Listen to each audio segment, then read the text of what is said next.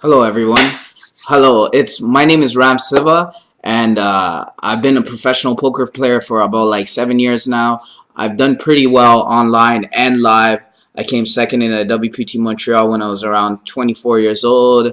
I have pretty consistent results on both Party Poker, Poker Stars, all the sites. So like, if you go to Pocket Fives, type in Wrath of Ram, you should get a bunch of my online sites, and then you could shark scope it yourself. But this is my stars tournament graph ish. Hold on, let me go schedule. I used to play a bunch of sit and goes, so it's included in there, and that's not really what I normally play. So yeah, $50 average stake, about 45% average ROI, 330k profit, purely upswing graph, and my live scores are pretty good too. Came second in WPT Montreal, FT Bubble, the main PCA main event. Just did pretty well in my life. For a year and a half, I took a little bit off just to like pursue other things, like start a music channel, tried a bit of trading and these kind of things, got into crypto. But now I'm deciding to come back full force, work really hard at poker, and start this site where the YouTube channel is called PokertutorPRO, and my site is also called PokertutorPRO. Where I create a community of people who are willing to mentor each other, help each other grow, and teach each other poker. And I'll start it by just providing free value to you guys, and try to help you guys get your games to the next level and think about poker on a more deeper, advanced level. So yeah, here we go. I'm just gonna start off. So what I'm choosing to do differently than other poker players is that I'm going to group hands together and talk about them in different subjects. So like I'll have a check raise day, I'll have a 3-bet day, I'll have a 3-barrel bluff day. So like in moments I'll like mark hands that I want to review later, and then I'll group them into different folders, and then after that I just like from there I pick out the hands that are pretty important. So what I have is the first 30 hands, you know what I mean? So yeah, everyone, my goal is to create a community of poker players that are willing to help each other out. The YouTube channel is going to be called PokertutorPRO, so like, you know, we're all tutoring each other. This video, I'm just going to keep it pretty short. All videos are going to be about 15 to 20 minutes of me talking about a subject, talking about the pros and cons, and just like letting you guys know like what I think about when I think about a certain topic, and what you should be thinking about, and things you could do to work on your game. Okay, so I'll start off by our first subject we'll talk about is check raising. So check raising from the big blind, like what kind of hands we do it, what kind of things we want to think about while we check raise, and how we should approach check raising.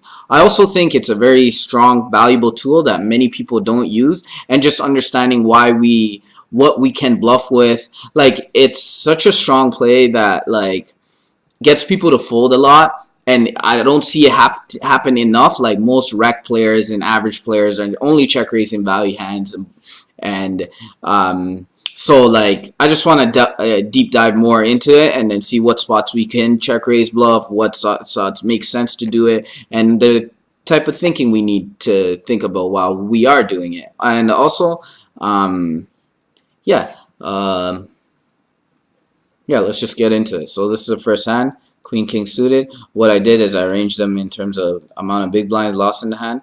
So here's a loose player, 28-19, opening from cutoff, and it's over a pretty large sample size. So like we're gonna obviously defend. We're way ahead of his range.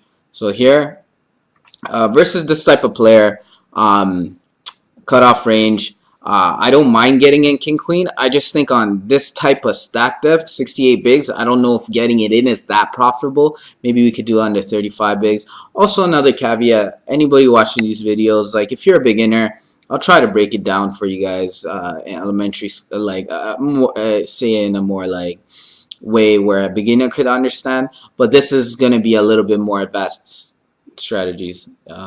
So here, okay, so like what kind of a top value hands would we have here? Like ace queen, set of two, set of threes, 2-3, queen three suited. We could even have queen two suited. But like I just thought versus a loose opener, aggressive player, queen king suited, I thought I had the best hand. So I decided to raise. He calls.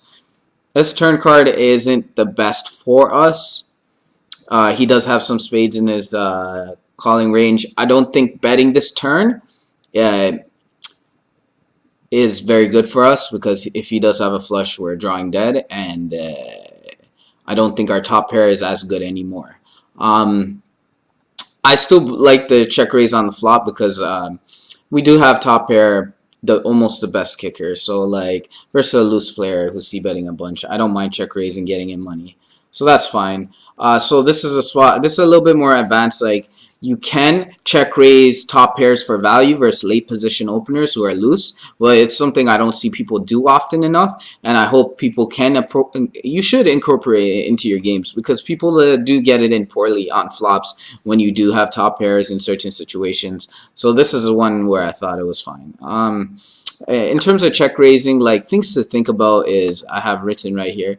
Like if you are check raising, you want to check raise your strong hands that are vulnerable, like middle, low sets on medium, heavy, draw heavy boards. You want to check raise straights on draw heavy boards, bottom two pairs. Hands that are very strong on the flop but can be slow down the action if like a bad turn card comes. On top of that, you want to check raise, which I don't see enough people do, is like your bad hands. Like when they don't have enough showdown value and have turn and river playability, you want to check raise these hands too. So something like a 7-8 suited on 5-6-10 would be a good check raise. You don't have showdown value with your A high, and you do want to like move him off his king highs, ace high kind of c bets and these kind of things. Okay, so on this turn we check, which is the right thing to do. I just think like overall, like these type of players are just overly bluffing in these spots, and for him to have a flush is just really unlikely. So like against type players that I don't think are loose or aggressive, I wouldn't even check raise, but since I thought my queen was good, I check raise. And on this turn, I don't think he has a flush. So like that's what he's repping. So I just don't believe he has a flush. And the 4 doesn't really change anything, so I call down. And then he has ace 4, like as we thought. Like it's just like kind of knowing your opponent, knowing like if they're capable of bluffing and what kind of hands are they repping. Like on this turn when he bet 28k, he's repping that he has a flush.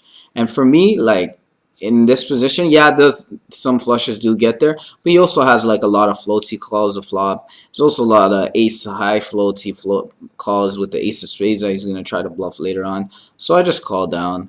So things to take away from this hand is like you can check raise top pairs versus loose players, aggressive stats, late position. You can you don't have to put them on a flush immediately if it does get there and things like that. So also, yeah, sounds good. So this is the second hand. We'll see cutoff opens. Same kind of situation. We have top pair, vulnerable, 10 jack, queen jack, flush draws, all these hands. It's really bad for our hand. And also, like, we could take it down by on the flop by check raising. Our top pair is really good. Like it's pretty unlikely that he opens the cutoff with like 10s plus. You know what I mean? So hopefully I check raise. Nice check raise. I should make it a little bit more. Once he jams, I just have to call it off here.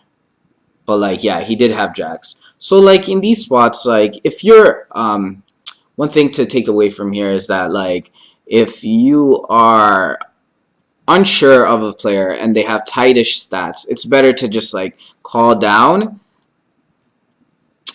The two different examples we just saw, my queen against a loose aggressive player, I knew I could get it in. But in this spot, like versus a player I have no stats on, it's better to just like play the low variance pot control route, unless the guy is loose. So here I made a mistake of getting in a 9 in a spot where I had no reads on the guy, no stats in general. So it's like Should have kind of let it go. We'll do one more hand and we'll call it a day on this check raising. So you saw two spots where I check raise wider than sets or vulnerable hands, but like it's versus late position openers. So like your top pairs get better as the person has a wider range. So if the person's opening on the button and you have top pair at 9, it's a lot better than if they open early position, you know what I mean, and be a little bit tighter. So yeah, we opened the 10s. We see bet super small on these type of, these are called like dry boards. Like they don't have really much connectivity with the big blinds range or the opponent's range. So we could bet small. We have an overpair. We're really happy here. So like one to take in is people do check raise. The question is, how do you find out the people who are check raise bluffing? Like what are the things we want to look for, right? How to spot out like the hints for finding out a check raise bluff. So big blind check raises here. So like now, as soon as he check raises, we look at his sizing. Like, would he take this size with a 3? In general population, I see them make it like 3x. So like something like 7,500, 7,800 is something like where I'd look for, where a person has a 3, he doesn't want you to fold, he wants to check raise for value. This just seems like he wants me to fold. So if that's the case, I just think this bigger check raise sizing is more apt to being a bluff than actually having a 3. So I think my 10s are really good. I don't want to get it in just yet. Or maybe I do. Yeah, so I have 4-bet. And here I'm not raising to bluff. I'm 4-betting knowing he has some sort of flush draw that I'm getting it inverse because of his check raise sizing. I thought the 9.2K was just not a size he'd pick with a 3x. So I clicked it back, and then he rips, calls it off, and then he has the ace-4 suited with the backdoor. So like these are things you want to look for in terms of clues on whether they're bluffing with their check raise or not. So something you want to check out is like if they're check raising like 2.5x, 3x, under those amounts, I would say it's more so stronger, valuer. But the bigger amounts on these dry boards, I would say is weighted a little bit more bluffy because they don't really want you to leave. Like if you have a 3 there, like what are you afraid of? Like, you know what I mean? Cool. So hopefully these are a couple of things you're going to look out for next time you see a check raise or you're thinking about check raising. We just looked about like value hands that we check raise this time around, but in the next few videos we'll get a deeper sense of idea of check raising.